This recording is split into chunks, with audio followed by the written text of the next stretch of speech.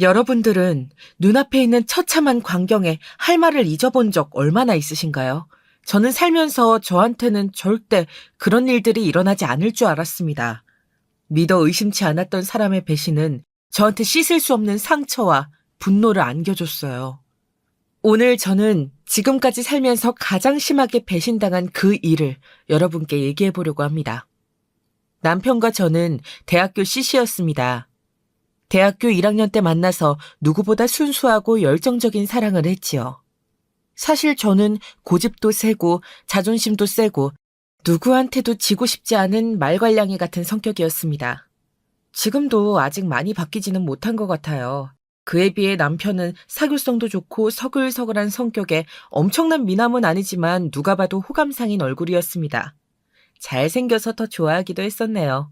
오리엔테이션 때부터 같은 조가 되어 같이 게임하고 새벽까지 술 마시고 같이 춤도 연습하고 하다 보니 어느새 가장 친한 친구 사이가 돼서 캠퍼스를 누비고 다녔습니다. 사실 친한 친구라고 하지만 남자친구가 되었으면 좋겠다고 전 계속 생각하고 있었습니다. 친구들은 너희들 그렇게 붙어 다니다가 진짜 사귀는 거 아니냐고 놀려댔어요. 그렇게 사이좋게 잘 지내다가 제가 못 참고 먼저 고백을 해서 커플이 되고 오랫동안 사귀고 결혼까지 하게 됐습니다. 친구들은 억울하지 않냐고 하더라고요. 한 남자만 만나서 그 남자랑 연애하고 결혼하는 게요. 근데 저는 정말 믿을 수 있는 남자라고 생각했기 때문에 전혀 그런 생각들이 들지 않았어요. 제 인생을 걸고 맡겨도 되는 남자, 제가 평생 믿을 수 있는 남자라고 생각했기 때문에 남자친구가 군대를 갔다 오는 동안도 계속 기다렸습니다. 그 긴 군 생활 중에서도 우리는 서로 마음 잘 지키고 싸움 한 번 한 적이 없었어요. 결혼하기 전에 이미 집안 어른들께 남편을 소개했었는데 외할머니만 빼고 다른 가족들은 다 남편을 마음에 들어 했습니다. 인상도 좋고 키도 큰 데다 성격도 서글서글해서 다들 마음에 들어 했었는데 할머니만 계속 야, 니 다시 생각해봐라. 아무리 봐도 자는 아이다. 니 다시 생각해래. 할머니, 다른 가족들은 영훈이 다 마음에 들어하고 좋아하는데 할머니만 왜 반대하세요? 뭐가 마음에 안 드시는 거예요? 결혼도 안 했는데 이런 말해서 미안하지만 자 관상이 딱 바람 피울 관상이다.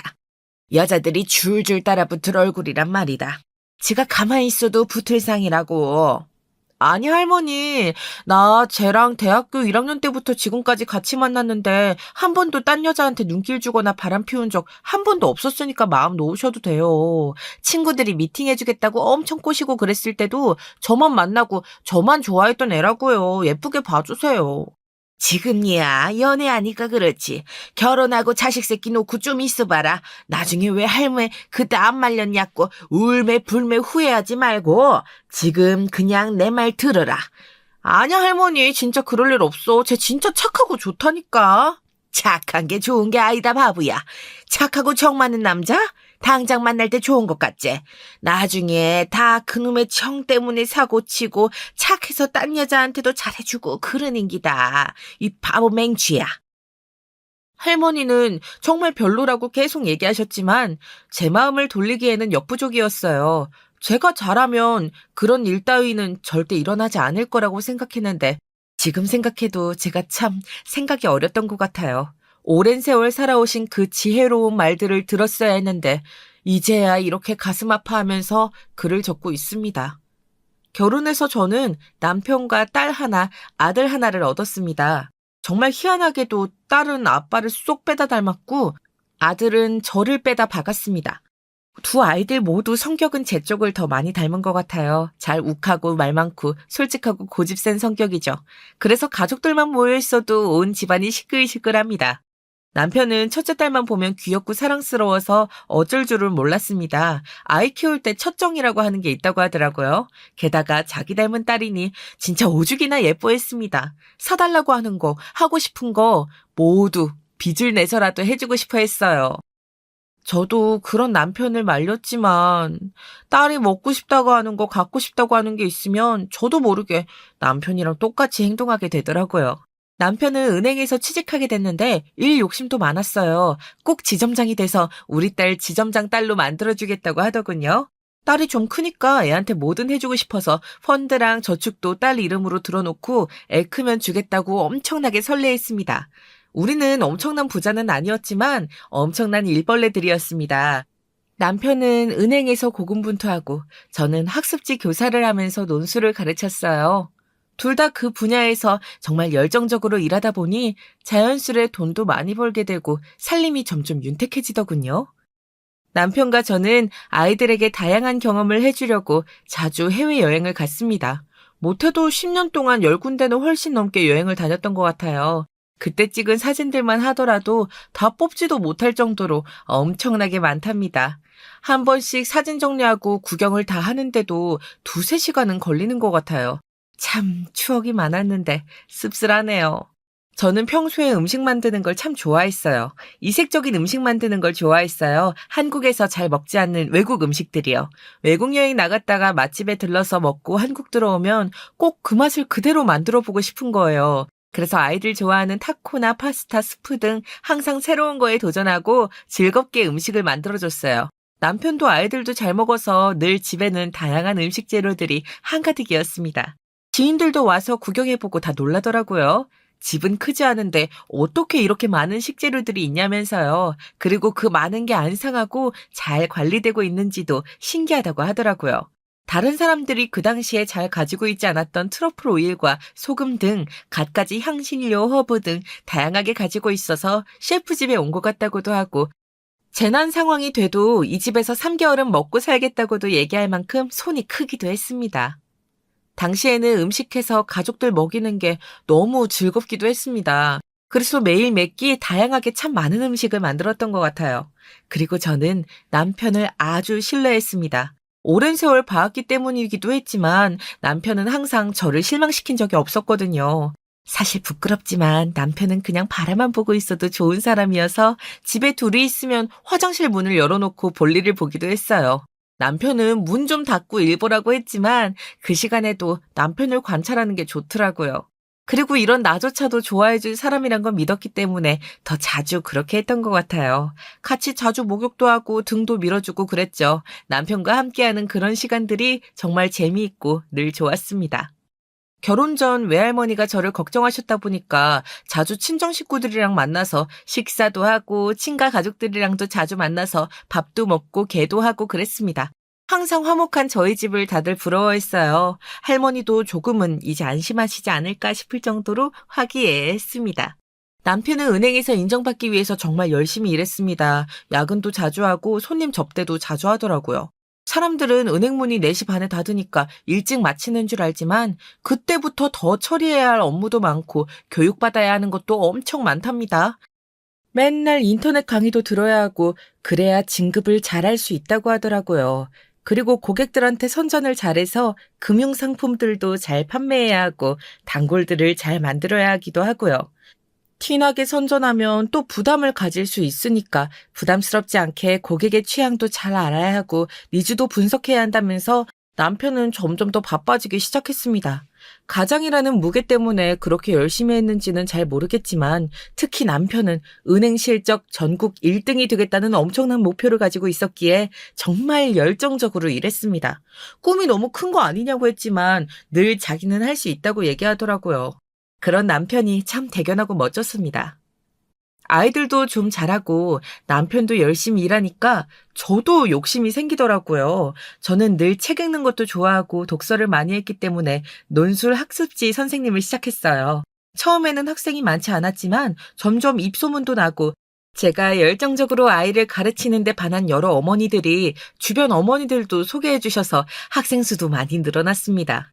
처음에는 학생 수가 늘어나는 맛에 했는데 하다 보니 점점 더 욕심이 나서 애들이 좋은 대학에 가고 바른 생각을 하게 되게끔 저도 점점 달라지게 되더라고요. 서로 바쁘고 성격들은 확실하다 보니 내 식구 모두 잘 화도 내고 자주 싸우기도 했지만 그게 또 사람 사는 재미처럼 느껴지더라고요. 시끌벅적하고 사람 냄새 나는 사실 저는 이런 가족들의 모습마저도 사랑스럽고 좋았습니다. 그런데 점점 남편이 너무 바빠지기 시작했어요. 지역 1등도 아니고 매달 전국 1등 실적을 내려고 하니 집에 자정이 넘어서 들어오는 건 주말 빼고 평일 다였던 것 같아요. 아니, 이러다 쓰러지겠어. 실적도 좋은데 몸은 좀 생각하면서 해야지. 자기 평일에 퇴근 시간에 들어온 적 언젠지 기억은 나니? 내가 누구를 위해서 이렇게 열심히 일하는지 당신도 다 알잖아. 내 몸은 내가 잘 신경 쓰고 있으니까 걱정 그만해. 나는 이번 달에 목표 달성해서 빨리 부점장 될 거라고. 부점장 좀 천천히 되면 어때? 가족들이랑 시간도 좀 같이 보내고 이번에 국내 여행이라도 좀 갔다 오자 우리. 아 진짜 지금이 얼마나 중요한 시기인데 그런 말도 안 되는 소리를 하는 거야. 당신 내가 만년 차장에 머물러 있으면 좋겠어? 당신 나이에 차장도 빠른 거잖아. 천천히 승진해도 괜찮으니까. 아침부터 속에서 천불나는 소리 하지 마. 나 간다. 오늘도 늦어. 기다리지 말고 자. 남편이 유명해지고 승진을 하면 할수록 얼굴 보기는 점점 더 힘들어지더라고요. 요번 주말에 우리 속초 바닷가 갔다 올까? 당신이랑 애들 갔다 와. 나는 오늘 땡땡땡 사장님 골프 모임 있어서 같이 필드 돌기로 했어. 아니, 휴일까지 그렇게 접대하고 이래야 돼? 참 팔자 좋은 소리 한다. 이 사장님이 얼마나 큰 손인지 알아? 나랑 같이 친해지고 나서 우리 은행에 맡긴 돈만 해도 50억이 넘어. 다른 은행에는 더 돈을 많이 넣어놨다는데 내가 이분 모셔오고 나서 얼마나 인정을 받았는데 고객 유치하려면 남들보다 배로 더 노력하고 애써야. 안 그럼 현상 유지밖에 못한다고. 하여튼 같이 잘 놀러 갔다 와. 애들 맛있는 거 많이 사주고 다영이랑 준영이 옷도 좀 좋은 걸로 사 입히고. 알았어. 너무 무리하지 말고 잘 먹고 다니고 술은 조금만 먹어. 그 이후에도 남편과 여행은 거의 못 갔어요. 남편은 실적에 올인한 공로를 인정받아서 전국에서 최연소 부지점장이 됐습니다. 서울도 아닌 지방에서 이런 성과를 낸다고 하는 게 정말 이례적이라고 하더군요. 가족끼리 오랜만에 모여서 외식이라도 하려고 했는데 여전히 돌아오는 대답은 오늘도 늦어 였습니다. 하지만 정말 열심히 노력하고 사는 남편을 알고 있기에 남편이 너무 자랑스럽고 좋았습니다. 직원들이랑 축배를 드나보다 하고 저는 친구들을 만났습니다. 친구들이랑 만나도 어깨가 으쓱하고 올라가는 건 숨길 수가 없었지요. 이른 나이에 성공한 남자의 아내라니 사실 조금 꿈 같기도 했습니다. 일명 사모님이 된 거니까요. 얘들아 들었니? 지영이 남편 부지점장 됐대. 남편 이번에 전국 최연소 부지점장이라면서? 와 진짜 대단하다. 학교 때부터 그렇게 붙어 다니더라니. 참 네가 사람 보는 눈은 예술이라니까. 부러워서 너무 배 아프다 야. 너 오늘 한턱 거하겠어. 야 진짜 너무 잘됐다. 그 이른 나이에 웬일이니. 네가 남편 복은 최고다 야. 야, 너는 검사면서 뭘 그래. 우리나라 법조계를 주름 잡는 어르신께서 나를 부러워하기는. 그냥 난 네가 부럽다. 우리 남편 죄미 하나도 없어. 나도 친구 같은 남편이랑 살고 싶다. 그 친구 같은 남편 너무 바빠서 이제 얼굴 보기도 힘들다 힘들어. 매일 새로운 남편 같다는 말을 이렇게 돌려서 하는 거야? 나 우리 남편 아침에 얼굴만 봐도 지겨워 죽겠다 지겨워. 이 인간 전에도 바람 튀어서 내가 벼르고 있거든. 네 남편도 성공하는 것도 좋지만 잘 지켜봐. 좋은 음식엔 파리가 꼬이는 법이니까. 그래 고마워. 오늘 남편 승진 기념으로 내가 쏠 테니까 먹고 싶은 거 다 말해. 진숙이는 사실 남편이 몰래 바람을 피워서 한동안 마음고생을 엄청나게 했었습니다. 만나서 위로해주고 같이 시간도 많이 보냈었어요. 저는 남편에 대한 믿음이 있었다 보니까 남편 회사 생활과 주변 사람들에게 크게 신경을 쓰지 않았지만 그래도 안심하지 말라고 하더라고요. 그래도 우리 애 아빠는 그럴 사람이 아니야. 일하느라 올인한 사람한테 이런 생각 가지는 것도 미안하지. 에휴, 늘 이런 생각들을 하고 살았는데 지금 생각하면 너무 스스로가 웃긴 것 같습니다. 같이 사는 남편 마음도 제대로 모르고 있었으면서 저런 확신은 어떻게 가지고 있었던 걸까요? 남편이 실적에 올인하고 또 올인하는 동안 저랑 아이들은 방콕, 일본, 필리핀 여행을 했어요. 애들 지금 한창 어리고 시간 많을 때 다양한 세상을 봐야 한다고 적극 추천을 하더라고요. 다양한 맛집을 데리고 다녔는데 그래도 엄마가 만든 게 더 맛있다고 말하는 아들 때문에 어깨가 으쓱하더라고요. 여러 유적지도 보여주고 역사 관련한 이야기도 해주곤 했어요. 사실 아이들 구경만 하는 게 아니라 교육 목적도 있는 거다 보니까 저도 좀 공부해서 가지 않으면 안 되는 상황들이 생기더라고요. 애들은 이게 뭐야? 저게 뭐야? 엄청나게 물어보곤 하니까요. 매달 그렇게 실적에 매달리니 남편은 부지점장 된 지 2년 만에 지점장이 됐습니다. 그 2년 동안 딱 한 번 말고는 실적 1등을 놓친 적이 없어서 파격적인 승진을 하게 된 거래요. 이제 꿈을 다 이뤘으니까 좀 생활의 여유도 생기고 가족들끼리 시간도 보낼 수 있게 될 줄 알았습니다. 그런데 전보다 더 시간이 없더군요. 아예 자기 생활이 없는 수준이었어요. 아니, 여보, 집이 무슨 여인숙도 아니고 잠만 자고 나가는 게 말이 돼? 언제까지 이렇게 살아야 하는 거야? 아니, 무슨 팔자 좋은 소리를 하고 있어. 지점장 됐다고 다 끝인 줄 알아? 최연소로 지점장 돼서 내가 얼마나 잘하는지 다 지켜보고 있다고. 진짜 실력으로 여기까지 올라왔다는 걸 보여줘야 은행 임원이 되지. 내가 제일 실적 많이 올렸던 사람인데 지점장 됐다고 일 안 하면 실적이 예전처럼 나올 것 같아? 아, 진짜 팔자 좋은 소리만 하네. 아니, 자기 일도 좋은데 이건 해도 너무하잖아. 애들은 나만 키우냐고. 애들한테 관심이 있긴 해. 내 생각은 하루에 얼마나 하는데. 아니, 내가 돈을 안 벌어다 줬어? 여행을 못 가게 했어? 당신 하고 싶어 하는 거 못하게 한 적이 있어.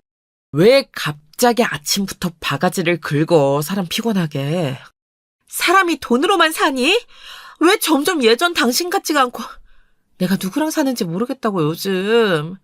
바가지도 적당히 하자 좀. 매일 일하고 신경 쓰느라 머리털도 다 빠질 지경이야. 팔자 좋은 소리 그만하고 나 출근해야 해. 나중에 봐. 자주 야근하고 집에 못 들어오는 남편이 걱정되기도 하고 지점장 됐는데 직원들 사기도 좀 올려주고 싶은 마음에 오래간만에 요리 실력을 좀 뽐내보기로 했어요. 장도 보고 재료 손질에 시간도 많이 걸려서 정말 힘들었지만 예전보다 점점 더 슬림해져가는 남편을 좀 먹이고 싶더라고요. 음식을 한가득해서 은행 마치는 시간에 찾아갔습니다. 남편이 사무실에 들어갔는데 은행 여직원이랑 대화 중이더라고요. 갑자기 제가 찾아갔더니 남편은 많이 놀란 눈치였습니다. 여직원도 놀라서 눈이 휘둥그레지더라고요. 아, 대화 중이셨구나. 안녕하세요. 여보, 직원들이랑 다들 좀 드시라고 만들어서 가지고 왔어요. 아니, 왜 말도 없이 갑자기 이렇게 찾아오고 그래? 굳이 이렇게 음식 안 해와도 되는데. 아, 이게 다 뭐야. 예승 씨, 이거 직원들 좀 갖다 줘요. 네, 잘 먹겠습니다, 사모님. 오면 온다고 말을 하고 와야 할 거 아니야. 일하는 직원들이 갑자기 지점장 사모가 나타나면 얼마나 당황하겠냐고 그런 생각은 안 해? 아, 내가 뭐 못 올 때 온 것도 아닌데 왜 이렇게 화를 내? 내가 뭐 못 올 때 왔니? 다 자기 기 좀 세워주려고 하는 거지. 음식 만드느라고 내가 얼마나 힘들었는지 알아? 잘했다고 칭찬은 못 해줄 망정. 뭐 나쁜 짓 하다 걸린 것처럼 왜 이렇게 날카로운 건데. 음식은 고마운데 미리 얘기하고 오면 좋잖아. 그리고 직원들 맛있는 건 그냥 내가 사주면 되니까 앞으로는 이런 수고 하지 마. 나 오늘도 늦을 거니까 먼저 들어가.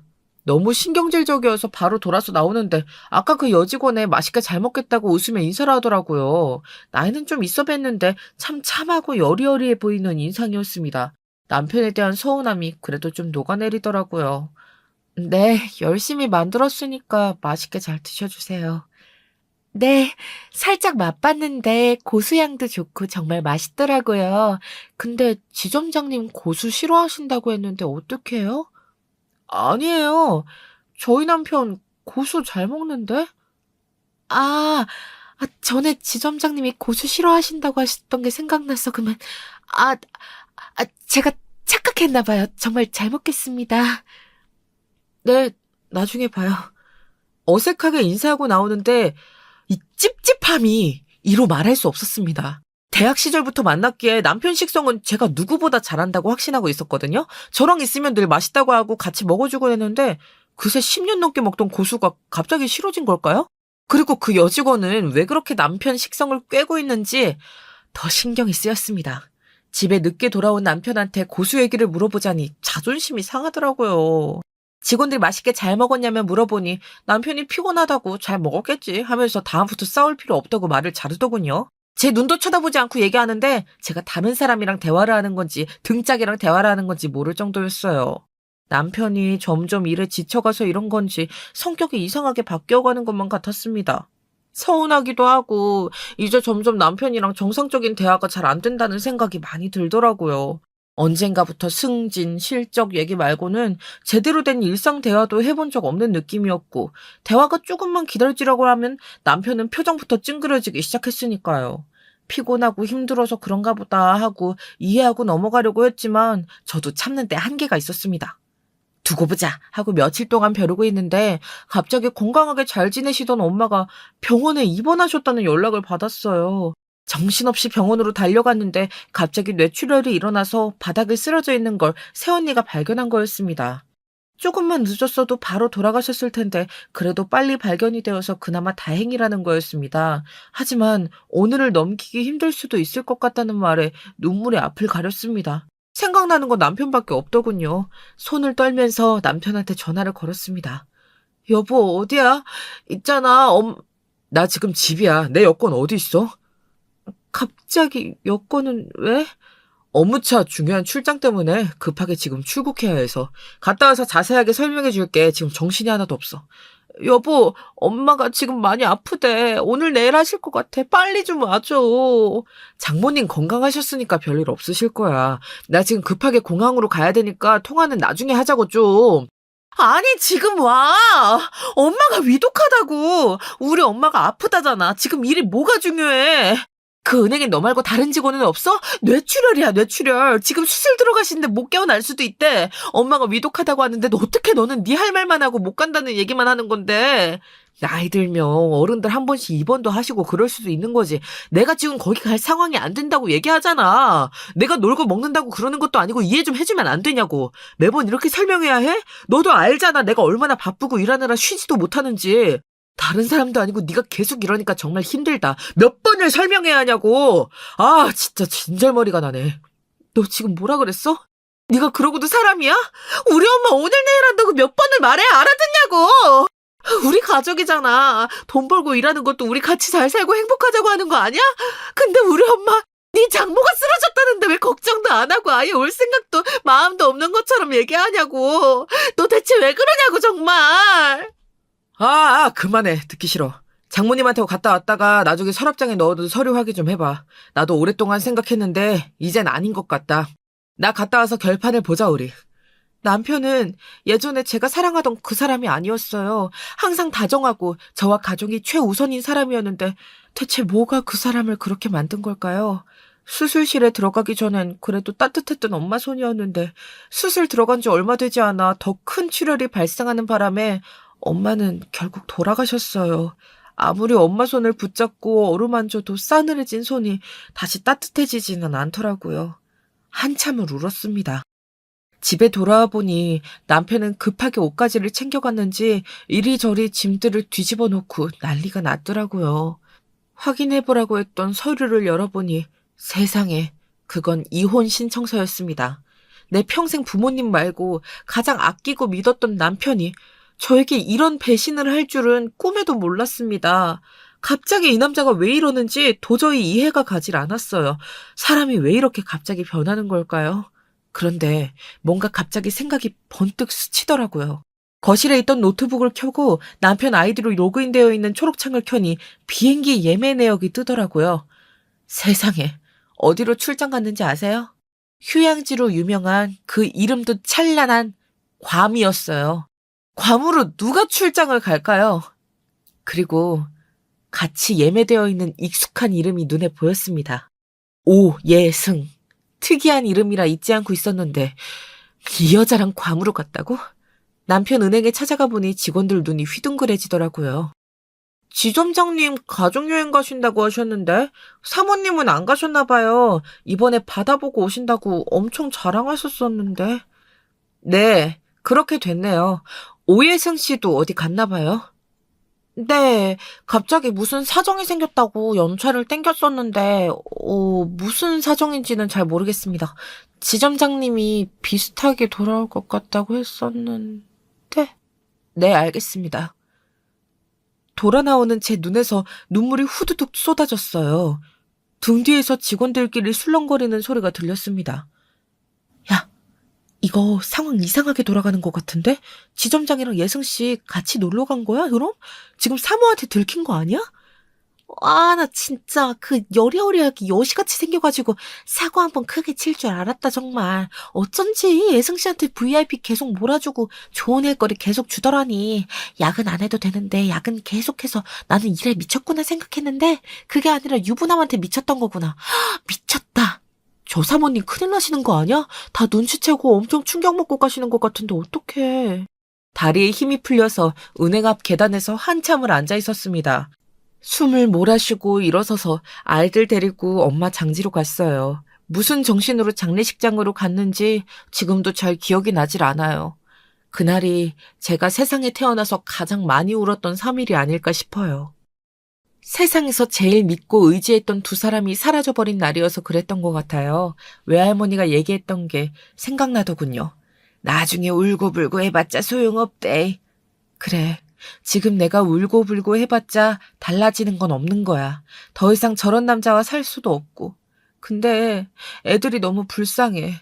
우리 애들 어떡하지? 상복을 입고 앉아있는 제 옆에서 저를 달래며 같이 울던 아이들이 눈에 들어왔습니다. 난 대체 어떻게 해야 좋을까? 진숙이밖에 생각나는 사람이 없더라고요. 그렇잖아도 진숙이가 부고를 듣고 달려와 줬습니다. 얘, 너 왜 혼자 있어? 남편은 어디 가고?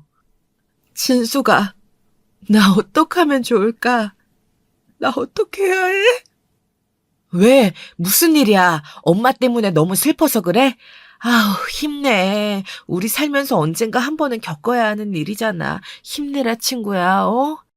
그 사람, 바람났어. 지금 엄마 위독하다고 했는데 공항 가야 한다고 엄마는 괜찮을 거라고 하면서 가더라? 은행 여직원이랑 둘이서 괌에 놀러 간 것 같아. 뭐라고? 확인은 제대로 해봤어? 너 심증만 있으면 안 돼. 물증을 잡아야지. 이 미친놈이, 미친 뭐 이런 놈이 다 있어. 어떡해 내 친구. 울지 마. 울지 말고 강해져. 내가 이 새끼 꼭 복수해줄게. 두고 봐. 지금은 우선 네 마음이랑 몸부터 잘 추스르자. 내가 대한민국 검사인 거 알지? 공권력이든 뭐든 다 써서 내가 네 복수해줄 테니까 울지 마. 지금은 엄마 잘 보내드리자. 뭐 좀 먹자 너. 아무것도 안 먹었지? 세상에, 그래도 진숙이라도 있어서 밥도 먹고 힘을 좀 낸 것 같아요. 애들도 제가 울기만 하다가 밥도 먹고 얘기도 하니까 좀 안심을 하더라고요. 3일장을 다 치를 때까지 진숙이는 계속 옆에서 저를 지켰습니다. 아이들은 왜 아빠가 안 오냐고 물어봤지만 저는 차마 뭐라고 대답해야 할지 모르겠더라고요. 옆에 있던 진숙이가 대충 둘러대 줬습니다. 다만 생각이 깊은 아들은 뭔가 상황이 이상하게 돌아간다고 생각하는 것 같았어요. 진숙이는 혹시나 제가 극단적인 선택을 하거나 쓰러질까봐 걱정을 많이 하더라고요. 화장실에 갈 때도 저를 따라왔습니다. 그만큼 저한테 남편이란 존재가 어떤 존재인지를 잘 아는 사람이었기에 제가 무너질까봐 저를 계속 살펴봐줬어요. 진숙이도 처음 남편이 외도한 사실을 알았을 때 하늘이 무너지는 것 같았대요. 처음에는 너무 믿고 싫었다가 나중에 자기도 모르게 사건 파일 정리하듯이 남편의 약점과 외도 증거들을 모으기 시작했다더군요. 그래서 지금의 저를 가장 잘 이해하면서도 마음 아파해주고 슬퍼해줬습니다. 괌에서 돌아온 남편과 만났을 때 최대한 이성적으로 대하려 했지만 잘 먹고 잘 쉬고 돌아와서 둥그러진 얼굴을 보는 순간 부하가 치밀었습니다. 그래, 그 여직원이랑 괌은 잘 다녀왔니? 뭐? 그게 무슨 말이야? 말도 안 되는 소리라고 있어. 말도 안 되는 소리였으면 정말 좋겠다. 네가 어떻게 날 이렇게 배신하니? 나한테 왜 그랬어? 너 대체 왜 그러는데? 그래. 이렇게 됐는데 뭘 더 숨기겠어. 너는 널 참 모른다. 헤어지는 마당에 뭐 너도 네 모습 정도는 알아야지. 나 네가 만들어주는 음식 정말 싫었어. 향신료 냄새만 맡아도 입맛이 뚝 떨어지는 거 너 알긴 했니? 나 한식 좋아한다. 네 취향 맞춰주느라 이것저것 먹었지만 늘 싫었다고. 넌 그렇게 오래 살았으면서 내 음식 취향 하나 제대로 몰랐어. 내가 비위 약하고 더러운 거 싫어하는데 너는 화장실 문 열고 일부더라. 샤워 다 하고 나서 알몸으로 돌아다니고. 난 아직도 네가 이해가 안 돼. 최소한 여자라면 좀 가리고 덜 드러내야 하는 것도 있는 건데 어느 순간 네가 전혀 여자로 보이질 않더라. 어느 여자가 그러냐 정말. 그 외에 이것저것 많지만 거두절미하고 나 이제 더는 못 참겠어. 너랑 안 맞고 너의 그 자기중심적인 태도와 생활 습관에 질렸어. 그런 너랑 몇십 년을 더 살아야 한다고 생각하니까 나 너무 싫더라. 헤어지자 우리. 그런 사소한 이유들 때문에 바람을 피우고 우리를 버린다고? 너는 여자에 미쳐서 네가 그렇게 아끼고 예뻐하던 네 자식들도 버릴 셈이야? 정신 차려, 정신 차리라고. 우리가 같이 한 세월이 얼만데. 20살 때부터 사귀고 결혼하고 지금까지 우리가 같이 한 세월이 얼마인데. 너 진짜 후회 안 하겠어? 그리고 다영이, 준영이 너 얼마나 좋아하는지 알잖아. 너 애들 보기 부끄럽지도 않아? 그런 말 하지 마. 나 정말 많이 참았어. 늘 내가 기다리고 인내하고. 난 항상 너 맞춰주는 사람이었잖아. 우리가 왜 싸운 적이 없는 줄 알아? 안 싸운 게 아니라 내가 너한테 늘 맞춰주고 내가 하고 싶고 먹고 싶고 바라는 것들은 얘기하지 않았기 때문이야. 근데 나도 한 번쯤은 나를 살펴주고 제대로 이해해줄 수 있는 사람을 만나고 싶더라. 너한테 맞춰주느라 나도 잊고 있던 내 입맛, 식성들까지 말하지 않아도 알고 날 챙겨줄 수 있는 사람. 근데 어느 순간 내가 왜 참고 있지 싶더라. 나도 이제 나한테 잘 맞춰주고 날 정말 아껴주는 사람, 진짜 여자 같은 사람이랑 살고 싶어 이제. 빨리 서류 작성해서 보내줘. 애들한텐 내가 잘 설명할게. 이런 대화를 진숙이에게 해줬더니 정말 진숙이는 치를 떨었습니다. 야, 걱정하지 마. 내가 이러려고 이런 직업을 가진 건 아니지만 네 남편 골로 보내는 것 하나도 어렵지 않아. 말만 해. 그렇게 오랜 세월 같이 알고 지내고 부부로 같이 살았으면서 뭐가 어째? 야, 그놈 위해서 네가 얼마나 노력하고 살았냐. 내가 그 년놈들 잘 사는 꼴 절대 못 보지. 내가 아주 작살을 내버리려니까. 야, 살살해라 살살해. 남편은 네가 박살내 줄 것 같은데 난 애들이 너무 상처 입을까 봐 걱정이야. 애들이 아빠를 정말 좋아했는데 어떡하지? 애들 한창 사춘기인데. 애들 다 어리지만은 않아. 너무 걱정 말어. 다 이해할 거야. 요즘 옛날처럼 이혼이 큰 이슈가 아니잖아. 이혼 가정이 얼마나 많은데 뭐. 애들 이 상황도 다 이해하고 좀 있으면 괜찮아질 거야. 도리어 엄마가 바람핀 남편이랑 이혼 안 하고 우라병 걸려서 계속 참고만 있다는 걸 알면 더 충격 먹지 않을까? 네 자식들 나도 알잖아. 충분히 말귀 다 알아먹고 성숙했어. 걱정 마. 최대한 차분한 목소리로 아이들을 불러서 상황을 설명했습니다. 애들도 집에 와보니 아빠 짐이 없어져 있고 아빠는 외할머니 장례식 때도 오지 않으니 조금씩 이상하게 생각하는 것 같더라고요. 사실을 다 얘기했더니 딸도 아들도 충격이 대단했습니다. 아이들은 한동안 믿지 않았어요. 우리 아빠가 그럴 리가 없다고 난리였죠. 애 아빠가 애들한테 연락해서 엄마랑 따로 살게 됐다라고 얘기했는데 딸이 계속 남편한테 바람 폈냐고 물어봤다고 하더라고요. 남편이 우물쭈물하자 그 자리에서 일어서서 바로 동생 손을 잡고 나왔대요. 둘 다 아빠 잊고 잘 살 수 있다면서 엄마 꼭 힘내라고 저를 안아주는데 참 많이 슬펐습니다. 씩씩하게 말하던 큰딸 방에서 입을 틀어막고 울음을 삼키는 소리가 계속 들렸어요. 들어가서 위로해주려고 하다가 혼자만의 시간도 좀 필요할 것 같아서 그냥 뒀습니다. 저는 이후로 자주 아이들이랑 시간도 보내고 대화를 자주 했어요. 처음에는 지금의 상황을 이해 못하고 괴로워하던 아이들도 상황을 받아들이고 아빠 없는 삶이 익숙해져 가더라고요. 한편으로 사춘기 시절을 마음껏 누리지 못하고 이렇게 보내게 해서 너무 미안한 마음이 컸습니다. 하지만 철딱선이 없던 모습에서 아이들도 많이 성숙해지고 이해심도 깊어지더라고요. 제 친구 진숙이는 남편을 캐기 시작했습니다. 분명히 남편이 최연소로 초고속 승진을 한 데에는 뭔가 비리나 석연찮은 것들이 있을 거라고 말이죠. 그럴 줄 알았다며 캐는 족족 별의별 것들이 다 나오더라고 얘기를 하는데 정말 놀라 자빠지는 줄 알았습니다. 남편이 보니까 엄청 사기를 많이 치고 다녔다고 하더라고요. 고객 유치하려고 거짓 정보도 많이 흘리고 다녀서 손해본 사람들도 많고 게다가 VIP 고객한테 절차를 무시한 불법적인 혜택도 많이 지원하고 심지어 고급 룸살롱 같은 데 데려가서 성접대도 했다더라고요. 정말 믿어지지가 않았습니다. 자기도 딸이 있는 사람인데 제가 아는 그 사람이 아니더라고요. 이미 그 가게랑은 계약을 맺은 것처럼 예약제로 돌아가고 있더라고요. 자주 그런 손님들을 많이 데려왔었다고 해요. 진숙이는 증거 자료를 하나 또 모아서 VIP 고객들 사모님들한테 다 뿌렸더라고요. 그리고 은행 본사에다가 유부남 지점장이랑 여직원이 괌으로 여행 가고 불륜한 사실도 더 터뜨려 버렸어요. 본사 홈페이지가 난리가 나다 못해 그 둘은 신상까지 다 털렸습니다. 그 둘의 불륜으로 인해 여론이 시끌시끌해지자 은행 이미지를 위해 남편과 상간녀는 퇴사 처리됐다고 하더라고요. 은행 사장도 저한테 따로 연락이 와서 어떻게 위로의 말을 남겨야 좋을지 모르겠다고 얘기하더라고요. 전화를 받는데 참 할 말이 없고 상대방도 참 할 말이 없는 상황 같았습니다.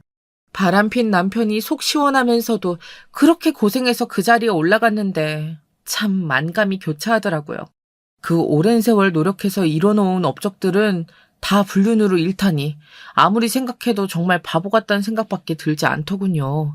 남편은 끈기 있는 사람이었기 때문에 또 재기할 거라고 생각했습니다. 얼마 안가 일을 좀 쉬다가 능력이 좋다 보니 제2은행권에 또 취업을 했다는 소식을 들었습니다. 저는 그만두려 했지만 우리 진숙이는 쉽게 놓아주지 않더라고요. 각종 비리를 저지르고 불륜까지 해서 쫓겨난 직원이라는 걸 그 지점에 일하는 모든 사람들이 다 알게끔 또 조치를 했더라고요. 기존 직원들이 자기 은행 이미지를 망치는 직원과 함께 하고 싶지 않다고 다 불만을 표출하는 바람에 거기에서도 버티려고 했었지만 손님들까지 찾아와서 난동을 부리는 바람에 사직서를 내고 짐 들고 돌아갔다는 소식을 들었습니다. 그래도 모아놓은 재산도 있고 잘 살고 있겠거니 생각했습니다. 배 아프지만 그 상간녀와 좋은 아파트에 들어가고 둘 사이에 아들도 하나 낳았더라고요. 정말 불타는 사랑이었나 보다 했는데 근데 참 웃기죠. 하늘도 그 바퀴벌레 커플은 보기 싫었나 봅니다. 그 여자가 호리호리 보이고 참 여성스럽다고 생각했는데 알고 보니 몸이 참 약한 여자더라고요. 결혼하면서 몸이 더 안 좋아졌는데 그 몸으로 아이를 낳고 원래 약했던 신장이 더 안 좋아져서 계속 투석을 받아야 한다더군요. 계속 안 좋은 소식만 들리길래 내가 너무 저주를 했나 싶었습니다. 그 여자는 결국 신장 이식도 받아야 한다고 해서 수술을 했는데 거부 반응이 일어나서 다시 안 좋아져서 또 수술을 받아야 한대요. 게다가 낳은 아이도 몸이 너무 약해서 맨날 병원 신세를 져야 한다고 하더라고요. 전 남편이 혼자 고군분투를 하겠다 싶었습니다. 자기가 자초한 일이니 어쩔 수 없지만요. 일도 오랫동안 쉬고 있는데 그 여자와 아들을 뒷바라지하느라 비싼 아파트도 팔고 작은 평수에 전세로 들어갔다고 하더라고요. 진숙이는 어떻게 이런 많은 소식들을 잘도 알아오는지 참 멋진 친구를 둔 것 같아요. 저는 속 시원해야 할지 좋아해야 할지 감이 잘 오지 않았어요. 한때 세상 누구보다 의지하고 좋아했던 사람이 몰락하는 것이 참 씁쓸하네요. 전 한동안 쉬던 학습지 교사 일을 다시 시작했습니다. 다시 시작하려니 막막하고 걱정이 많이 되더라고요. 그런데 저도 참 웃긴 게 한 번 시작하고 나니 또 1등을 해야겠더라고요. 과외도 여러 팀이 잡히고 또 저한테 배우는 애들은 어떻게든 책임지고 논술 실력을 올려주니까 저를 찾는 사람이 점점 더 늘어나더라고요. 그래서 한 달에 600에서 700 정도 수입을 올리고 살고 있습니다. 저 결국 저희 회사에서 전국 1등을 하게 되었어요. 나이도 있고 일도 꽤 쉬워서 회사에서 좀 걱정했었지만 이제는 간판 교사가 돼서 정말 기분이 좋았습니다.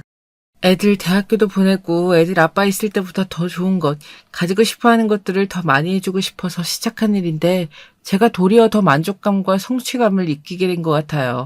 애들도 저 혼자 키우려니 좀 부담이 됐었는데 제가 이렇게 일적으로 성공하니까 애들도 저를 자랑스러워하는 것 같아서 기분이 좋았습니다. 작게나마 위안이 됐어요. 근데 그새 철이 들어버린 애들은 예전처럼 이것저것 다 사달라고 떼쓰는 일도 없어서 좀 슬퍼요. 한 번씩 아빠를 만나고 오면 애들은 저 혼자 저녁을 먹었을까봐 걱정해서 빨리 돌아오곤 하더라고요. 자기들 스스로 공부하려고 하지 않아도 공부도 하고 미래 계획도 스스로 세우고 있더라고요. 정말 대견하면서도 갑자기 어른이 되게 만들어버린 것 같아 좀 많이 서글픕니다. 한창 부모 사랑 받으면서 방황도 해보고 싸우기도 해보고 이거 사달라 저거 사달라 요구도 하고 해야 하는데 그런 투정조차 못 해보게 만든 게 정말 가슴이 아픕니다. 누구보다 아빠 사랑을 많이 받고 자란 딸이 특히나 더 걱정이 됐었는데요. 딸은 아빠 닮아서 참 예민하고 아빠 없으면 안 되는 아이였거든요. 최연소 지점장이 된 아빠가 항상 자랑거리였고 또 자기의 프라이드였었는데 이제 숨겨야 하는 존재처럼 되어버렸으니 제가 더 미안하더라고요. 근데 이 아이가 벌써 뚝딱하고 자라서 이제 고등학교를 졸업합니다. 이제 곧 성인이 될 텐데 뭘 하고 싶냐고 하면 자기 개발에 집중하고 인생 계획을 짤 거라고 하더군요. 20살 되면 언니 연애부터 해봐야지. 그동안 공부하느라 못 해본 것도 많을 텐데. 무슨 자기 개발이야. 이럴 땐 좀 놀아도 돼. 좀 놀아. 이랬더니 연애는 나이 먹고 자리 커리어 좀 생긴 후에 해도 늦지 않다고 얘기하더라고요. 자기는 남자를 늦게 만나야겠다고 얘기하는데 전 큰 소리로 얘기했습니다. 나처럼 바보같이 한 남자 만나서 사귀고 바로 결혼하지 말고 여러 남자 다 만나보고 좋은 남자 골라서 잘 만나봐. 너는 나랑 다르게 최고의 선택을 할 거라 믿어. 어른들이 엄마가 이혼하면 딸도 이혼할 확률이 높다던데? 너는 그럼 어른들이 말하는 대로 살고 싶어? 아니, 나는 믿을 수 있는 사람 만나고 싶어. 그러니까 대학 가서 이 남자 저 남자 가리지 말고 신나게 만나봐. 여러 남자를 만나봐야 누가 괜찮은지 믿을 수 있는 남자인데 알 수 있으니까. 근데 피임은 꼭 해라. 오마이갓, 엄마. 아, 재밌다. 나는 네가 이렇게 밝게 재밌게 살았으면 좋겠어, 다영아. 우리 같이 재미있게 살아보자. 엄마. 이리 와. 내가 안아줄게. 예전보다 저희는 사이가 더 좋아진 것 같아요. 철딱선이 없던 딸은 사라지고 저와 대화할 수 있는 사람이 갑자기 생긴 느낌이라고 해야 할까요? 남편의 부재는 저를 아직도 한 번씩 불안에 떨게 하고 열받게 하기도 하고 우울하게 하기도 합니다. 참 열심히 살려고 했던 사람인데 저한테 정말 많이 맞춰준 사람이기도 했고요. 아직까지도 제가 만들어준 음식이 싫다고 했던 그 얘기 때문에 조금 마음이 힘들 때가 많습니다. 아이들한테도 정말 맛있나? 이런 이국적인 맛인데 싫지 않나? 계속 물어보고 불안해하는 버릇도 생겼어요. 그런데 저렇게 물어보니까 여러 가지 피드백을 받을 수 있더라고요. 아이들도 솔직하게 이건 이렇다 저건 저렇다 대답해주니까 다들 만족할 만한 맛을 낼 수 있었어요. 저는 제 감정에 집중하고 치우쳐 있느라 주변 사람들을 살펴보고 배려해주는 게 많이 부족했던 것 같아요. 내가 좋아하는 거니까 내 입에 맞으니까 남의 입에도 맞고 좋아하겠지. 그렇게 생각했었거든요. 제가 모든 걸 다 알고 당연히 그렇게 믿었던 것들에 대해서 다시 바라보게 됐습니다. 조금 일찍 이런 부분을 알았다면 우리 결혼 생활은 좀 달라졌었을까요? 이혼은 흠이 아닌 세상이 됐지만 아이들을 생각하면 마음이 걸리는 것들이 생기더라고요. 결혼식 때 신부 입장할 때라든지 부모님이 앉는 자리에 나 혼자 덩그러니 앉아있는 거라든지 그런 것들이 많이 생각이 들더라고요. 딸한테 얘기하니까 그건 그때 가서 생각하자고 하더라고요. 그게 정답이네 하고 한참을 웃었답니다. 며칠 뒤에 진숙이랑 같이 유럽 여행을 가기로 했어요. 우리 둘 다 솔로니까 간 김에 외국 남자도 한번 만나보자고 하더라고요. 한국 남자 만나서 실패했지만 외국에 가서 우리 진정한 짝이 있을지 어떻게 하냐고. 같이 피부과 들리고 예쁜 원피스도 하나씩 사서 설레하고 있네요. 이제는 조금 더 유하게 상대방도 배려하고 내가 더 베풀면서 살아보려고 해요. 좋은 것도 많이 보고 애들한테도 좋은 걸 더 알려주고 바르게 잘 살 수 있게 만들어주고 싶습니다. 이 좋고 편한 세상에 좋은 때에 태어나서 정말 열심히 노력하고 제 삶을 빛나는 것들로 채워보려고 합니다. 여러분들도 지금 어떤 힘든 상황인지 혹은 어떤 사람들 때문에 힘들 수도 있을 것 같아요. 저처럼 불행이 갑자기 찾아와서 고통스럽고 혼란한 분들도 있을 것 같고요. 그 불안함에만 집중하지 마시고 주변의 도움을 받으시고 힘을 내셨으면 좋겠습니다. 불안함과 힘듦에만 집중하다 보면 주변에 있는 고마운 사람들, 빛나는 것들, 따뜻함, 소중한 그 순간들을 놓치고 지나가게 되는 것 같아요. 사실 우리는 늘 살만하니까 살아가고 있는 건 아니잖아요. 좋을 때도 있지만 힘들 때도 더 많고요. 고통에 집중하지 않아야 모든 상황들을 지나갈 수 있게 되는 것 같아요. 그리고 정말 명확한 사실은 지나갈 일은 지나가는 것 같아요. 가끔씩 시간이 흘러가는 게 야속하지만 또 시간이 흘러가기 때문에 이렇게 살아갈 수 있다는 것도 깨달아지더라고요. 너무 철학적인 얘기인지 몰라도 시간이 유한하고 흘러가고 있기 때문에 소중한 걸 소중하다고도 알게 되고 그 순간에 최선을 다하려고 하게 되는 것 같아요. 지금까지 살아온 모든 날들이 저에게 후회로 많이 남았지만 그 대신 앞으로 살아갈 더 많은 날들을 더 열심히 살아가 보려는 의지도 세우게 되는 것 같아요. 이런 과정들 속에서 저도 더 단단해지고 변화하고 있어서 좋은 것 같아요. 저는 나이를 먹는 게 아니라 제가 더 영들어가고 있다는 생각이 들어서 요즘 더 만족하고 있답니다. 저는 요즘 자주 김범수의 지나간다 노래를 듣곤 하는데요. 그 노래 가사처럼 고통도 지나가고 끝이 있더라고요. 힘든 모든 분들도 다 힘이 나셨으면 좋겠습니다. 힘든 일 뒤엔 늘 좋은 일들이 가득하길 빕니다. 다들 화이팅! 안녕하세요. 저는 무려 4남매 집안에서 나고 자란 사람이에요. 제가 학교를 다니던 시절에도 항상 학급에서 형제가 가장 많은 축에 속했어요. 그리고 저는 4명 중에서 막내였는데요. 환경의 영향이 있었던 걸까요? 저는 어렸을 때부터 조금 천방지축이었어요. 아이고 머리야. 쟤는 거기서 뭐가 되려고 여자애가 저렇게 왈가닥일까. 미영아, 너 엄마가 학교에서 쌈박질하지 말고 선생님 말씀에 말대꾸 하지 말고 운동장에서 옷 더럽히며 놀지 말라고 했지. 너 왜 자꾸 엄마 말 안 듣고 오늘도 학교에서 사고란 사고를 다 치고 왔어. 내가 싸우려고 싸운 게 아니라 걔가 먼저 시비를 걸었단 말이야. 그리고 큰오빠가 나한테 절대 아무한테도 기죽지 말고 어깨 펴고 다니랬어. 누가 먼저 시비를 걸면 절대 참지 말고 반격하라고 했단 말이야. 뭐야? 준영이가 또 너한테 그런 소리를 했어? 집안에 대들 보여야 할 우리 장남이 수험 공부에 매진하지는 못할 망정 자기 막내 동생한테 그딴 소리나 해?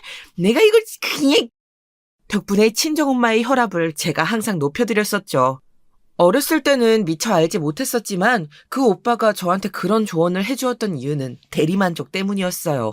왜냐하면 본인은 그렇게 크지 못했거든요. 큰오빠는 타고난 성격이 온순하고 소심하기도 했지만 장남이라는 이유로 친정부모님의 과도한 기대에 짓눌려 압박을 받으며 억지로 모범생으로 자라나야 했습니다. 그런 큰오빠의 눈에 비친 어린 막내 동생은 본인을 대신해서 아주 당당하게 놀아줄 제목으로 보였겠지요. 큰오빠가 첫째였고 둘째가 언니였어요. 언니는 희한하게도 누가 그러라고 한 것도 아닌데 큰오빠를 자기 라이벌 삼고 공부에 전념을 해왔어요. 둘이 연년생이라서 라이벌 의식이 있었던 걸 수도 있죠. 언니라는 이유로 부모님의 관심과 기대를 맨날 독차지하는데 내가 오빠보다 빠지는 게 뭐가 있어? 이건 너무 불공평해.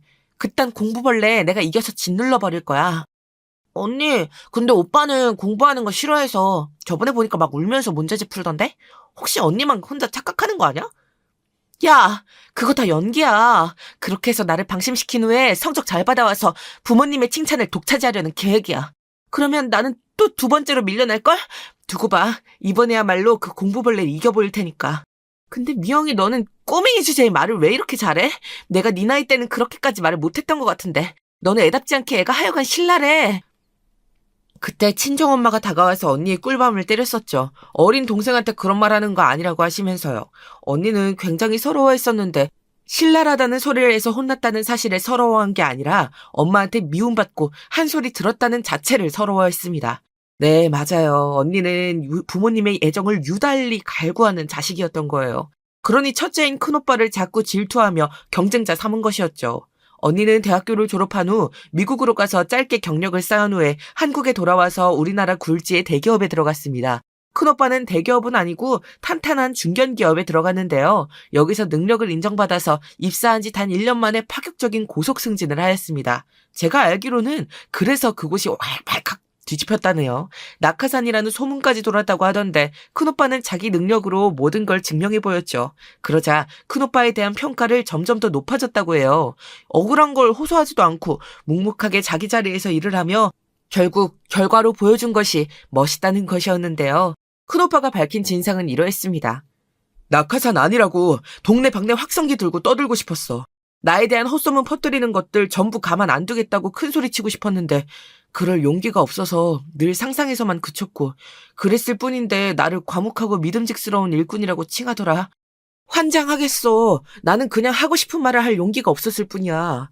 큰오빠가 다시 생각해도 어이가 없다는 듯이 아련하게 말을 하는데 그걸 보면서 될 놈은 어떻게든 되는구나 싶었습니다. 오해를 사도 결국 그 오해로 성공까지 가게 되었으니까요. 큰오빠는 심지어 집안 빵빵한 새언니하고 결혼했어요. 새언니는 소위 말하는 금수저 집안의 금지 오겹인데 사촌 형제가 큰오빠랑 같은 회사를 다니고 있었거든요. 그래서 우연히 안면을 튼 게 계기였다네요.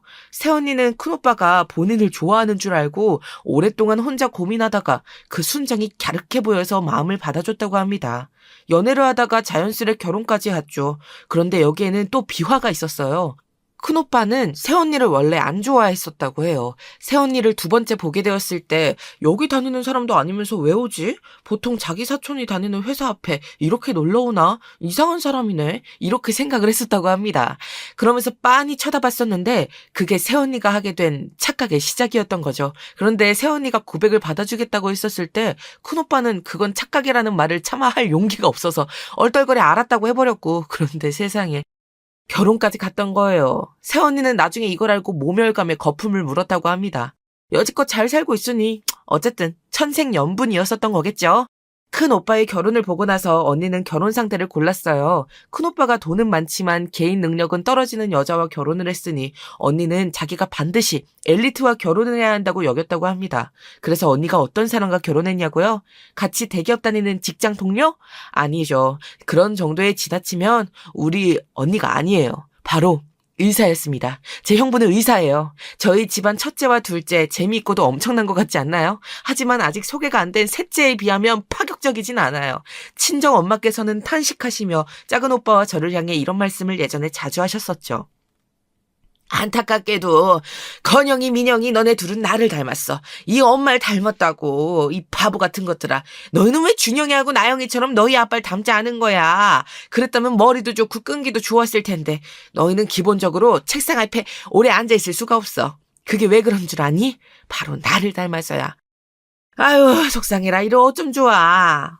엄마는 왜 학교 시험 기간만 되면 그런 소리를 해. 그런다고 해서 작은 오빠하고 내 시험 성적이 오르는 건 아니야. 엄마 마음만 더 아파져. 나도 알아, 이거사. 엄마 마음을 알 것 같으면 문제집 한 장이라도 더 풀든가. 너는 어쩜 그렇게 성이 맞아 없니? 건영이 너는 엄마가 말하는데 어딜 가는 거야? 너 또 PC방 가는 거 아니야? 야, 임마! 듣는 척도 안 하고 자꾸 어딜 가! 친정엄마께서 피를 토하시는 심정으로 외치든 말든 작은 오빠는 유유자적이었습니다. 온 집안 사람들이 작은 오빠를 이렇게 불렀었는데 저는 그게 딱 맞는 별칭이었다고 생각해요. 바로 천상천하 유아독존이었답니다. 독선적인 작은 오빠의 태도하고 잘 맞아떨어졌지요. 제가 왈가닥 같은 성격으로 활개를 치고 다녔다면 작은 오빠는 겉으로 크게 티를 내지 않으면서 사고는 크게 치는 숨은 고수 같은 사람이었습니다. 공부에는 흥미가 없으니 호기심은 쓸데없이 많아서 학교 과학실에 있는 실험용 알코올과 소주가 얼마나 흡사한지 비교를 한다거나 리코더에 불을 붙여본다거나 이런 실험을 자주 해서 학교의 골칫덩이였습니다. 친정엄마께서 작은 오빠 때문에 소갈이 많이 하셨더랬죠. 차라리 반항적인 성격이었다면 나았을 거예요.